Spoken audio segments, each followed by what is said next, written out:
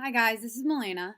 And Olivia, and the recipe deconstruction that we're doing today is gluten-free pumpkin pancakes. So the reason why we decided to do this specific product is because we absolutely love anything pumpkin flavored, and we decided to do a gluten-free variation because gluten-free baking has seemed to gain a lot of popularity in today's society. The scientific principles that we're going to be touching upon today are the role of xanthan gum in gluten-free baking and the function of double-acting baking powder as a leavening agent. We will also be discussing and describing the concepts of stabilizers and thickening agents pertaining to baked goods. The oldest known oat grains were found in Egyptian remains about 2000 BC, but it wasn't until the 17th century that the Scottish settlers introduced the oats into North America. Greeks and Romans considered the oats to be a diseased version of wheat. That's because they originally were just weeds that grew in between the various other crops growing in the field. And because of this, they were considered the last major cereal grain source to be domesticated. And people were also very hesitant to adapt to the oats because they went rancid very quickly. And this was due to the natural fats and the fat dissolving enzymes within it. Although they weren't too keen of using oats in the early ages as food sources, they did use them for medicinal purposes to treat things such as depression, chronic nerve pain, and loss of bladder control, and other things that are listed in the slides. Oats are very unique because their processing is different than other grain cereals. Oats processing is different because their hull is not connected to the endosperm. Their hull consists of cellulose, hemicellulose, and lignin. These three components are components of the plant cell which we discussed earlier in class. The hull is the groat which makes up most of the kernel. Its groat is a lot softer in oats than other grains, which makes it harder to be separated to the germ, endospore, and bran fractions. This provides them with unique nutritional properties that make them an important food product. Here's a picture of all the ingredients that we used within our recipe. So we used 2 cups of oat flour, 1/2 teaspoon of xanthan gum, 1/3 cup of sugar, 5 teaspoons of baking powder, 1 teaspoon of salt, 1 teaspoon of cinnamon, 1/4 teaspoon of cloves, 1/4 teaspoon of nutmeg, which all those components were used as flavoring components, 1 and 1/2 cups milk, 2 eggs, 1/2 cup of oil, 1 teaspoon of vanilla, and 1 cup of pumpkin puree. Oat flour is used in place of all-purpose flour. This substitute flour is our gluten-free component in the recipe. It is composed of things such as oats, protein, starch, sugar, fat, total dietary fiber, and beta-glucan fiber. Oat flour is a humectant, which means it retains and preserves moisture. Due to this quality, the product has a very long shelf life. Fun fact, the oat flour can retain 7 times its weight in water. The aroma of oat flour while being cooked or baked is very similar to all-purpose flour, but has more of a nuttier and earthier flavoring to it. Xanthan gum is considered a binding agent, thickening agent, and stabilizer. Since there's no gluten within this recipe, which would be used to hold together the ingredients, xanthan gum is the most common gluten-free binding agent used. In other words, xanthan gum tries to essentially replicate the function of the gluten protein. Xanthan gum also adds elasticity and stickiness to the batter, and without the xanthan gum, the ingredients would just separate.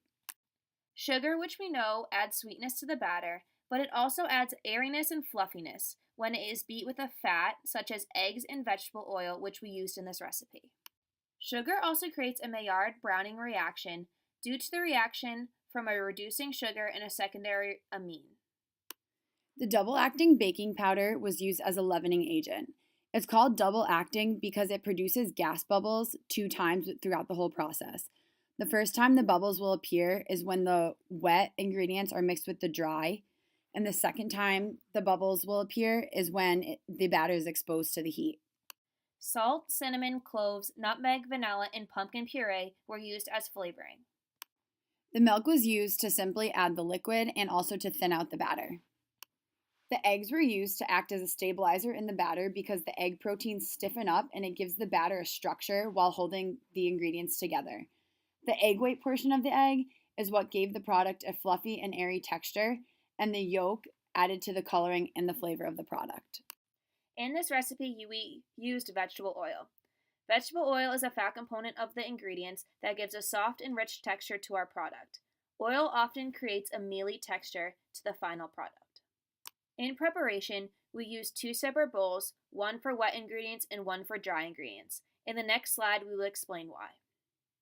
The first step was to separate out the wet and the dry ingredients. And the reason why this is so important is because if you just put all of the ingredients into one bowl, it will result in a clumpy batter. Whereas if you separate the wet and the dry, it's going to give you a more uniform consistency. After pouring the wet ingredients into the dry, we let the batter sit for 5 to 10 minutes. And the reason why this is so important is this resting time will allow the flour from the dry ingredients to absorb all the moisture from the wet ingredients. And it will also allow the first set of bubbles from the double acting baking powder to form, because once the wet is combined with the dry, that's when the initial reaction starts. Once the resting period was over, we poured 1/4 scoops over a heated griddle and cooked them for 2 to 3 minutes on each side. Here are photos of us separating out the wet and dry ingredients, pouring the wet ingredients over the dry ingredients, and then adding our batter to the griddle. In these photos, you can see the second set of bubble formation from the double acting baking powder when we added heat to the batter. The bubble formation acted as a leavening agent to the batter, creating fluffy pancakes with air pockets throughout the baked pancakes. The photo on the left, the original recipe, is showing the process of the gluten protein trapping the air bubbles within the product, which is going to give the rise and airy texture of that pancake, compared to the gluten-free recipe on the right, where the xanthan gum is initially using the same functionality that the gluten protein would. While both sets of the pancakes were on the griddle, they seemed to be rising at a very similar pace, where they both looked very similar. But as soon as we took the pancakes off the heat, the gluten-free pancakes fell flat and were very dense and thin, while the original recipe pancakes were fluffy and airy and retained their air pockets. Here are a few pictures to give you a very good visual on the differences of leavening power between the original recipe that had the gluten protein versus the gluten-free recipe that used the xanthan gum. So it was pretty clear that the original recipe was able to sustain its raised, airy structure, and a lot of that has to do with the gluten development, which can be influenced by temperature, hydration, sugar, and viscosity of the batter. As the temperature continued to rise, so did the hydration of the proteins, and that's what gave it a very strong gluten complex and allowed it to retain its raised and airy structure. Even though the xanthan gum was used in place of the gluten protein, we learned that it cannot completely mimic the functionality of gluten because it's not able to retain a raised and airy structure, and that's why it resulted in the flat, dense structure that's depicted here.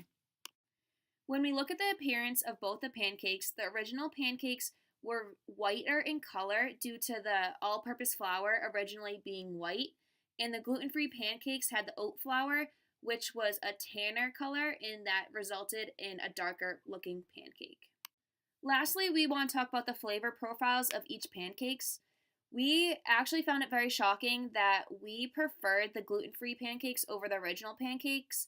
The gluten-free pancakes had a very strong pumpkin flavor, and the dense texture made it very appealing to our mouths. The original pancakes were less desirable because although they were airy and fluffy, they had a very bland yet gummy taste, and we did not prefer them. Thank you guys for watching. We really enjoyed deconstructing this recipe for you, and we also learned a lot within the whole process. We strongly recommend you guys trying this recipe because they were very, very yummy.